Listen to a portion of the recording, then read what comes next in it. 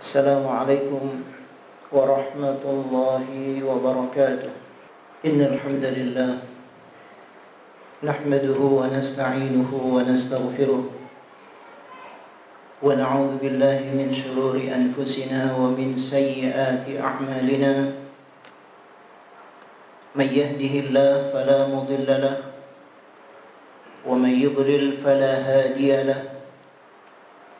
أشهد أن لا إله إلا الله وحده لا شريك له وأشهد أن نبينا وحبيبنا محمدا عبده ورسوله. اللهم صل وسلم على نبينا محمد وعلى آله وصحبه ومن تبع هداه إلى يوم الدين. أما بعد. Ma'asyiral muslimin rahimakumullah, usikum wa nafsi bitaqwallah faqad fazal muttaqun. Ittaqullaha haqqa tuqatih wa la tamutunna illa wa antum muslimun.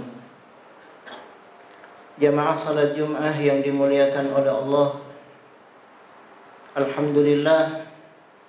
Alhamdulillah kita bersyukur kepada Allah, Zat yang menghimpun kita di tempat ini, Zat yang memberikan kesehatan dan kekuatan kepada kita, Zat yang memberikan kesempatan kepada kita untuk bertaqarrub.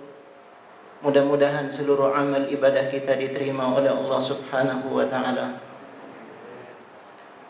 Ma'asyiral muslimin rahimakumullah, di antara sekian banyak prinsip yang sangat penting di dalam Islam, bahwa Islam memerintahkan kita untuk berbuat adil. Adil adalah pilar utama dalam ajaran Islam. Sampai-sampai bisa dikatakan bahwa Allah Ta'ala menurunkan para rasul dan kitabnya agar tegak keadilan di muka bumi ini. Allah Ta'ala berfirman, A'udzu billahi minasyaitonir rajim, wa laqad arsalna rusulana bil bayyinat wa anzalna ma'ahumul kitaba wal mizan liyaquma an-nasu bil qist. Kata Allah Subhanahu wa ta'ala, kami menurunkan para rasul dengan membawa bukti-bukti yang nyata, dan kami menurunkan bersama dengan mereka Alkitab dan mizan. Apa gunanya? Apa tujuannya?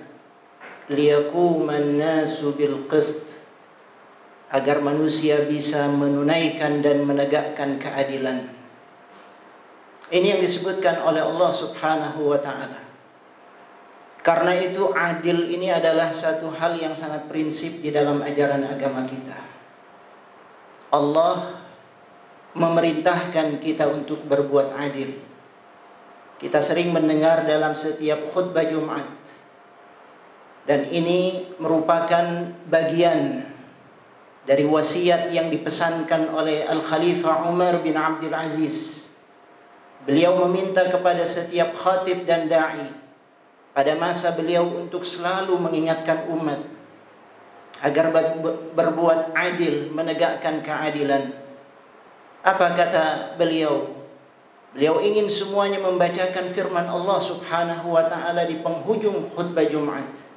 Innallaha ya'muru bil adli wal ihsan wa ita'i dzil qurba wa yanha 'anil fahsya'i wal munkari wal baghi ya'idukum la'allakum tadhakkarun.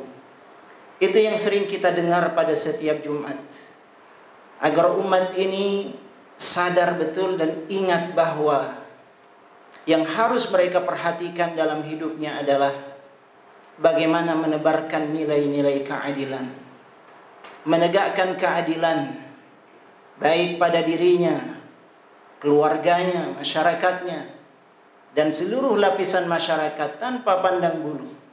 Bagaimana keadilan itu tegak, bahkan di dalam Islam secara ekstrim, hatta kepada musuh, hatta kepada orang yang berbeda pandangan dengan kita, kepada orang-orang yang punya masalah, bahkan barangkali ada kebencian kita terhadapnya, tetap keadilan itu tidak boleh dinafikan. Keadilan itu tidak boleh diabaikan. Allah Subhanahu wa taala menegaskan di dalam Al-Qur'an, "Ya ayyuhalladzina amanu kunu qawwamina lillahi syuhada'a bil qist wa la yajrimannakum syana'anu qaumin ala alla ta'dilu i'dilu huwa aqrabu littaqwa."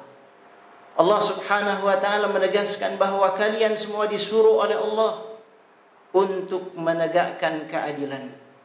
Jangan sampai kebencian kalian terhadap satu kelompok, satu kaum membuat kalian tidak menegakkan keadilan. I'dilu, kata Allah, berlaku adillah, berbuat adillah, bersikap adillah, sebab adil itu lebih dekat kepada ketakwaan. Dan ini ikhwatal iman rahimakumullah, bukan hanya terdapat dalam mushaf, tidak hanya terdapat dalam nas-nas hadis, tidak hanya berupa teori, tetapi dipraktikkan oleh salafun salih. Al-Khulafa ar-Rasyidin menampilkan hal ini dengan sangat indah dalam kehidupan mereka. Bagaimana mereka menampilkan keadilan dalam kehidupannya.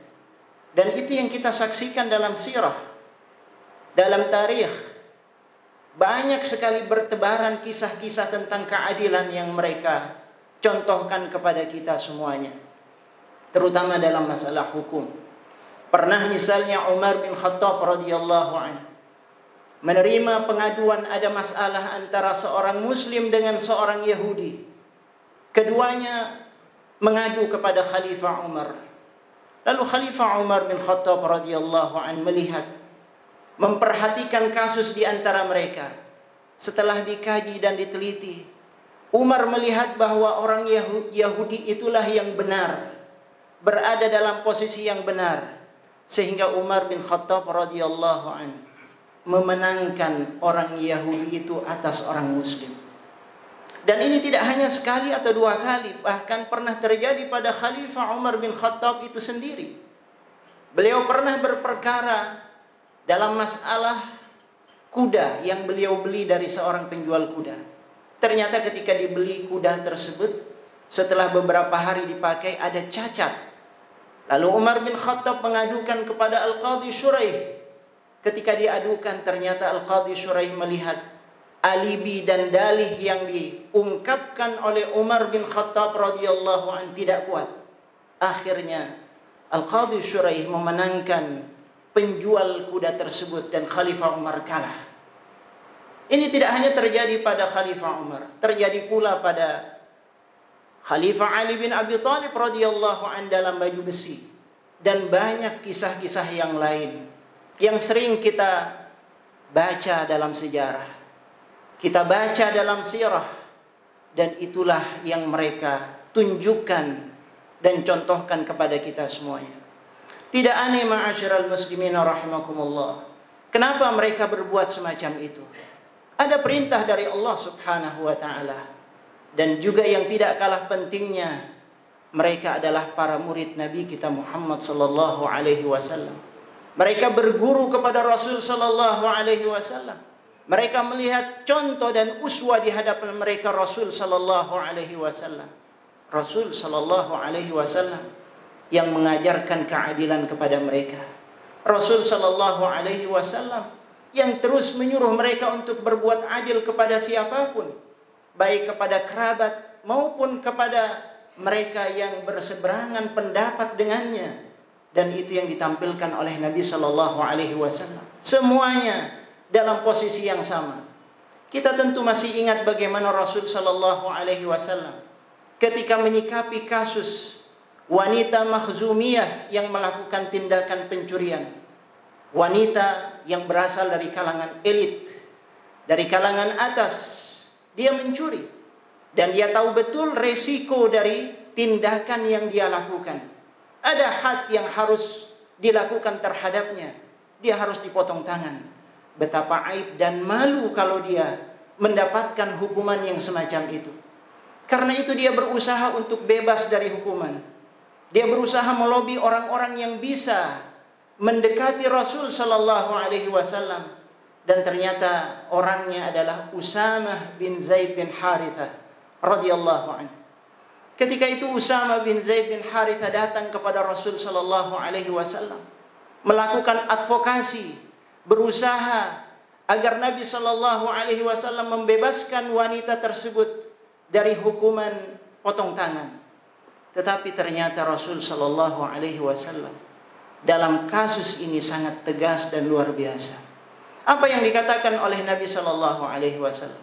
Rasulullah mengatakan, "Atashfa' fi haddin min hududillah?" Apakah engkau mau memberikan syafaat, pertolongan, advokasi kaitannya dengan hukuman yang telah ditetapkan oleh Allah Subhanahu wa taala? Innama ahlakal ladzina min qablikum annahum kanu idza saraqa minhum al-ghani. Kalau ada di antara kalian yang telah membinasakan orang-orang terdahulu, kata Rasul sallallahu alaihi wasallam, kalau ada di antara mereka yang mencuri dari kalangan kaya, tarakuh, mereka tidak memberikan hukuman kepadanya, mengabaikan, tidak melaksanakan hukuman atas orang kaya tersebut. Wa idza saraqa minhumul wadi' aw bainahumul wadi' aqamu alaihi al-hadd. Tetapi ketika yang mencuri itu adalah dari kalangan jelata, dari kalangan du'afa, dari kalangan marginal, mereka menegakkan hukuman tersebut kepada orang itu. Wa aimullah, demi Allah, Rasul sallallahu alaihi wasallam dengan tegas mengatakan, walladzi nafsi biyadihi law anna Fatimah binti Muhammadin saraqat laqata'tu yadaha. Seandainya putriku Fatimah binti Muhammad mencuri, maka aku yang akan memotong tangannya. Ini Nabi sallallahu alaihi wasallam mengajarkan. Inilah bentuk keadilan yang diperlihatkan oleh Nabi kita Nabi Muhammad sallallahu alaihi wasallam. Adil adalah satu hal yang sangat penting di dalam ajaran agama kita. Adil itulah yang akan membuat masyarakat berada dalam kondisi tenang, tuma'ninah, damai. Dia merasa tentram, dia akan berada dalam posisi yang tenang karena dia merasakan keadilan tersebut. Dan itu yang ditegaskan oleh Nabi kita Nabi Muhammad sallallahu alaihi wasallam. Sehingga ada satu ungkapan ikhwatal iman rahimakumullah, innallaha yansurud daulah al-adilah wa in kanat kafirah. Bahwa Allah Subhanahu wa taala akan menolong, membela, membantu negeri yang adil walaupun negeri itu diisi oleh orang-orang kafir. Tetapi wala yansur, Allah Subhanahu wa taala tidak akan menolong ad-daulah adh-dhalimah, negeri yang zalim, negeri yang tidak ada keadilan di dalamnya, wa in kanat mu'minah, walaupun diisi oleh orang-orang yang beriman. Itu yang ditegaskan. Dan karena itu ikhwatal iman rahimakumullah, penting kita kembali mengevaluasi diri kita. Apakah kita selama ini sudah menegakkan keadilan itu dalam skala pribadi, keluarga maupun masyarakat, apalagi dalam tataran pemerintahan. Kita berharap mudah-mudahan keadilan itulah yang tegak di atas bumi pertiwi Indonesia ini. Kita ingin keadilan itu sebagai prinsip utama dalam Islam dijalankan dengan baik, dan insya Allah kalau itu yang ditegakkan, kita akan melihat kondisi negeri yang aman, yang tentram, yang damai, yang mendapatkan pertolongan dan rahmat dari Allah Subhanahu wa taala. Aqulu qawli hadza wa astaghfirullah li wa lakum wa li sairil muslimin wal muslimat fastaghfiruhu innahu huwal ghafurur rahim. Alhamdulillah hamdan katsiran tayyiban mubarakan fihi. أشهد أن لا إله إلا الله وحده لا شريك له وأشهد أن نبينا محمدا عبده ورسوله. اللهم صل وسلم على نبينا محمد وعلى آله وصحبه ومن تبع هداه إلى يوم الدين.